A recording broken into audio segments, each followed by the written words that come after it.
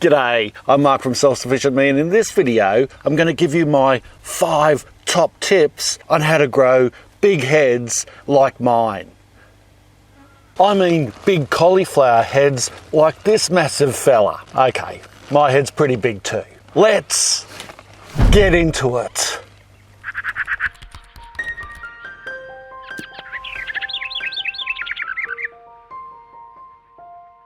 You know I love fishing, and some of you are probably wondering, when am I going to get more content on my fishing channel, Self-Sufficient Me? Well, I'm trying, okay? But beside the point, in fishing, there's a term that they use for good luck, and it's called tight lines. Meaning, if you've got a tight line, you've likely got a fish on it. So that's sort of good luck.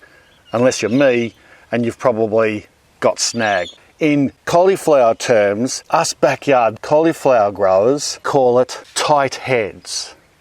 And just take this as an extra bonus tip. It's not even into my 5 tips yet, but tight heads means that you want to harvest your cauliflower before that flower head starts to open and break apart, because it's best when the head is tight for storage, for eating, for cooking, for all sorts of things. Of course, you can eat them and harvest them at pretty much any time. Even like this, when they've gone to seed and they're starting to open up and go to flower. You can still eat them like that, but they're not as good. They're not as crisp, they get a bit chewy, and I let this one go deliberately on purpose so that I could show you the difference between the two. I did. I didn't forget about it. To be honest, even this one is starting to open up slightly. But I like to garden on the edge. I'm an edgy gardener. And unless you garden on the edge, you won't get as big a heads as this. But you can tell when a cauliflower has a good head and is right to pick when you can see that it can be opened up just slightly, but not too much. This one here just opening up a little bit more, but it's still really good. But even if I picked this a day or two earlier, would have been even better. But I wanted to get it to maximum growth for effect. So how do you get big cauliflower heads like this one? Well, tip number 1 is make sure you grow the plants in good fertile soil with good water holding capacity. Cauliflowers are a brassica, and whilst they do not like really heavy clay soil, they still can withstand quite heavy soil. And what I mean by heavy soil, you want it to be rich. If I take a handful of this soil here, it's quite dry, and even though it's not even wet, if I wet this it'd be even better. Let me just splash a little bit of water, see how dark it is. Well, this is a mix of general good soil with a bit of compost, but also a generous, and I mean generous, amount of cow manure in it. And you can see how that sticks together. It's not clay, it doesn't get so sticky that it won't fall apart, but it does hold together quite well. In fact, there's a little worm right there. I almost thought that I overloaded it with too much cow manure, but it's turned out to be just right. Some places were a little heavy at the beginning, but as the season wore on, the cow manure broke down more, and all these 4 beds are just producing wonderful crops. Lots of nutrients, which is important, especially for brassicas and salad crops, which are very nitrogen hungry plants. And that is one of the major keys. Good fertile soil and with plenty of water holding qualities. That means it's not sandy, the water just doesn't run through, the water holds on for a while, and it gives these big thirsty plants the ability to be able to suck up that water and have a good drink whenever they need it. Tip number 2 is water often. Sort of rolls off that first tip, especially when the heads are forming. I do like hand watering for many reasons, and I think I've done a video on that. But when these heads are starting to develop, I make a point of watering these plants every day.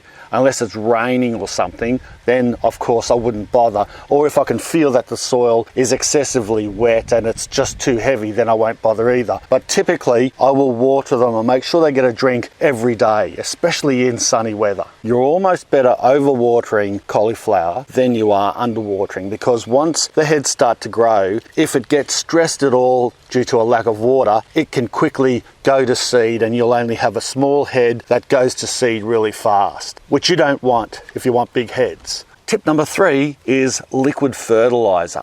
Now, I tend to use this stuff. This is an affiliate of mine, The Plant Doctor. They're a really great Australian small business and they sell their products online. Their fertilizers are just as good as anyone else's, if not better, but they've got a huge range. There's a bit of a plug there. Having said that, because my beds were so fertile to begin with, I haven't bothered using a liquid fertilizer. And this is something you're going to have to gauge, because you don't want to over fertilize and have too much leaves and foliage at the expense of the flower head. So if you have prepared your beds, and like I did, put a whole heap of manure in here, which I won't do next season. But for this season, I knew that I put a lot of nitrogen in here already. So I didn't water these plants in with a liquid fertilizer. But the reason I like liquid fertilizers is because when these fast growing plants are growing their heads, it almost wants an intravenous injection of fertilizer and nitrogen into it. So if you can get that to the roots fast with a liquid fertilizer, I reckon that produces the best results, not just for cauliflower, but for a lot of brassicas and other salad crops. Next season, if I'm going to grow cauliflower again in one of these beds, I will probably hit it about every 3 weeks with a liquid fertilizer, like the Plant Doctor here, this Activate, and that is going to make sure that you get the biggest heads possible. Number 4, right variety. If you choose a variety that's known for small or medium-sized heads, that's what you're going to get. So make sure you choose a variety that is known for large heads, like this purple cauliflower here.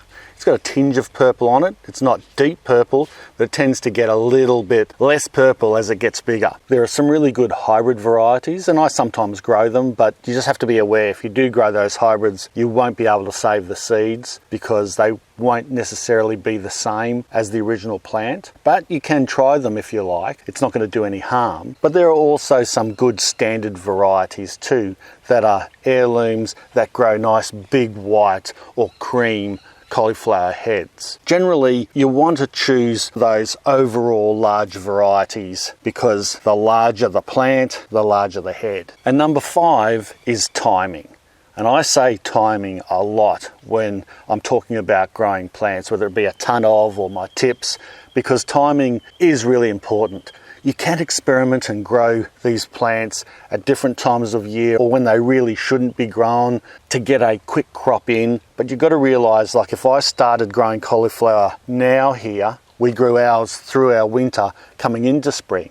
But if I start plants now in spring, they'll grow okay. They might start to get hit by cabbage white butterfly and those things, but say I got fairly lucky, I would still get some heads coming into summer, but they wouldn't be as big because the plants will start to stress out. It's getting too hot for them. So they will form smaller heads and then start to go or bolt to flower quickly. So you can do it, but if you want big heads, you need to get your timing right and grow it at the right time of year for your location. And in the subtropics, it's best to start them in early winter and then let them grow through winter, harvesting in spring.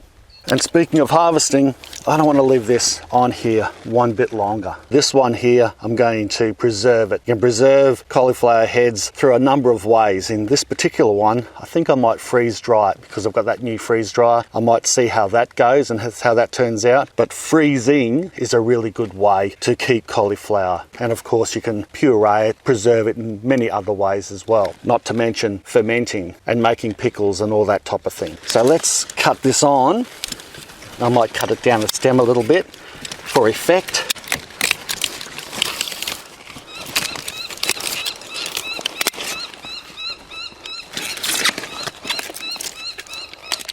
Wow.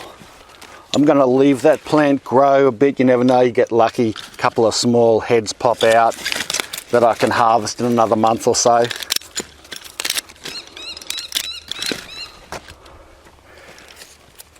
Check it out. There's the thumbnail right there. Well, I hope you enjoyed this video. If you did, make sure you give it a flowery thumbs up, a big cauliflowery thumbs up. and share the video around because that helps my channel out heaps. Also subscribe if you haven't already. A lot of you guys watch my videos and don't subscribe. And that's it. Thanks a lot for watching. Bye for now. Whoa. Hello. Cheers.